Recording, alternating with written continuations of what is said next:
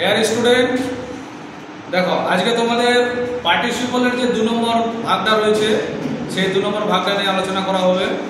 2 নম্বর ভাগটাকে কি বলা হচ্ছে? Past participle. কি বলা হচ্ছে?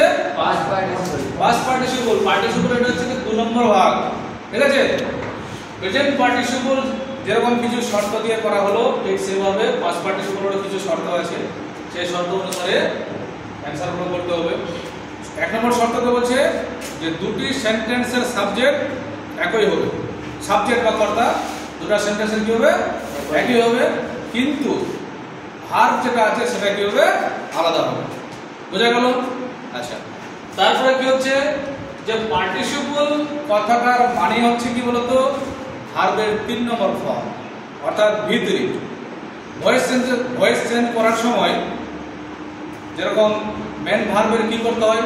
পাস্ট পার্টিসিপল ফর্ম করতে হয়। এই কথাটা আছে তো, সাবজেক্ট কে অবজেক্ট, অবজেক্ট কে সাবজেক্ট, মেন ভার্বের পাস্ট পার্টিসিপল ফর্ম। ঠিক সেভাবে পাস্ট পার্টিসিপল ফর্ম মানে হচ্ছে ভার্বের কত নম্বর ফর্ম? কত নম্বর ফর্ম? 3 নম্বর ফর্ম। বোঝা গেল? আর সেই ভার্বটা কি হিসাবে কাজ করবে? 3 নম্বর ফর্মের যে ভার্ব থাকবে সেটা অ্যাডজেক্টিভ হিসাবে কাজ করবে। কি হিসাবে কাজ করবে? অ্যাডজেক্টিভ। অ্যাডজেক্টিভ বলতে কি বোঝাচ্ছে? যে ওয়ার্ড দ্বারা দোষ, গুণ, অবস্থা, সংখ্যা, পরিমাণ এগুলো জিনিস বোঝাবে, সেই ওয়ার্ডটাই হবে কি এখানে? অ্যাডজেক্টিভ। দেখো এবার নিয়মটাকে এখানে লিখছি। দেখো নিয়ম নম্বর হচ্ছে 1 নম্বর নিয়ম হচ্ছে দুটি সেন্টেন্সের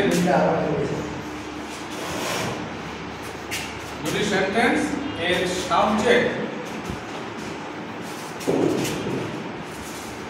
একই হবে। দুটি সেন্টেন্সের সাবজেক্ট কি হবে? একই হবে। 2 নম্বর দেখো, ভার্ব আলাদা হবে। ভার্ব আলাদা হবে। এবার 3 নম্বর নিয়ম দেখো,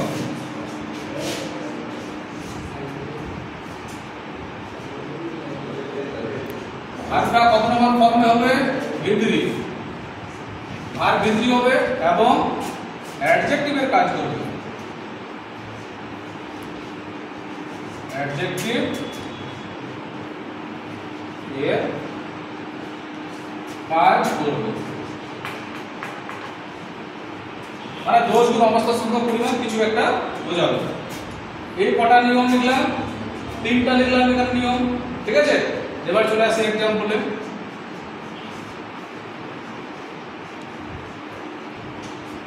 এক্সাম্পলে চলে আসি, ঠিক আছে? দেখো লিখলাম I saw a boy. I saw a boy, আমি একটা বালককে দেখেছিলাম। He was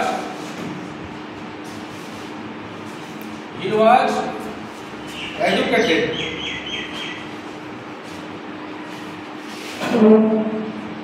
He was educated.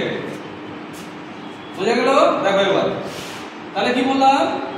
I saw a boy, আমি একটা বালককে দেখেছিলাম। He was educated, সে ছিল এডুকেটেড মানে কি? শিক্ষিত। এডুকেটেড মানে কি? শিক্ষিত। সে ছিল শিক্ষিত। এখন শর্ততে আমি চলে যাই। দেখো 1 নম্বর শর্ততে লিখলাম দুটি সেন্টেন্স এর সাবজেক্ট একই হবে, কিন্তু এখানে লক্ষ্য করো এখানে আই কি আছে? আই কি আছে রে? সাবজেক্ট। তাহলে এটাতে প্রথমে কি আছে? আই। প্রথম বাক্যে আই, এটা হলো সাবজেক্ট। আই সো এ বয়, ঠিক আছে? আমি একটা বালককে দেখেছিলাম। বুঝা গেল? এবার এই জায়গাতে কি আছে? হি আছে। হি মানে সে। হি মানে সে। দ্বিতীয় সেন্টেন্সের সাবজেক্ট কিন্তু দেখো কি আছে? হি আছে। আয়ের সঙ্গে কি হি এর কোনো সম্পর্ক আছে? না। তাহলে হিটা কার পরিবর্তে বসেছে?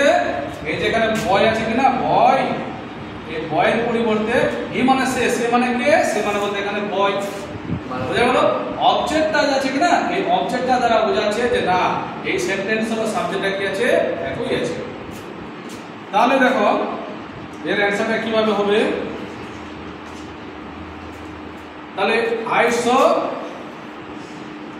a boy, he was educated। তাহলে দেখো I saw SAW saw এ পর্যন্ত লিখলাম I saw। এবার দেখো an educated boy, কি হলো উত্তরটা? I saw an এই যে চলে আসলো এটা educated EDUCATED I saw an educated boy। এবার দেখো এই জায়গাতে কি ছিল? এ ছিল, কিন্তু এখানে কি আছে? এডুকেটেড। এটা কি আছে এখানে? ভাওয়েল। তাহলে আমরা কি জানি যে ভাওয়েল যদি থাকে তার আগে কি বসে? এন বসে। ক্লিয়ার হচ্ছে তো? ডি চলে গেছে। তাহলে এখানে কি হলো? I saw an educated educated boy। D চলে গেছে স্যার, ডি চলে গেছে না, এন হবে এখানে। এন এডুকেটেড আছে না, এটা কি হলো? এ আর এন এর ব্যবহার আছে না, কনসোনেন্ট থাকলে পরে কি হবে? এ হবে, আর ভাওয়েল থাকলে কি হবে? এ এন হবে। এডুকেটেডটা কি হচ্ছে এখানে? এটা হচ্ছে কি ভাওয়েল, যার পরে এখানে এন বসাতে হবে, এ বসবে না। তাহলে উত্তর হলো কি? I saw an educated boy, আমি একটা শিক্ষিত না ছেলে বা বালককে দেখেছিলাম। বুঝা গেল কথাটা? Yes sir. শুধুমাত্র কি বললাম? I saw, ঠিক আছে? এই যে এ বয় আছে, তাহলে I saw টাকে লিখে দিলাম। আর কি বললাম? এই জায়গা থেকে টানলাম এডুকেটেড। এটা হলো এটা, এই যে এডুকেটেড আছে না, এটা কিন্তু একটা মানে ভার্ব হিসাবে কাজ করছে। কিন্তু এটা দেখো এই যে ওয়াজ এর পরে এটা বসেছে, এটা কি হচ্ছে? মানে পাস্ট পার্টিসিপল ফর্মে কিন্তু বসছে। তাহলে I saw an educated boy, আমি একটা শিক্ষিত বালককে দেখেছিলাম। এই হচ্ছে পাস্ট পার্টিসিপলের এক্সাম্পল। ঠিক আছে? বুঝা গেল সবারই? Yes sir.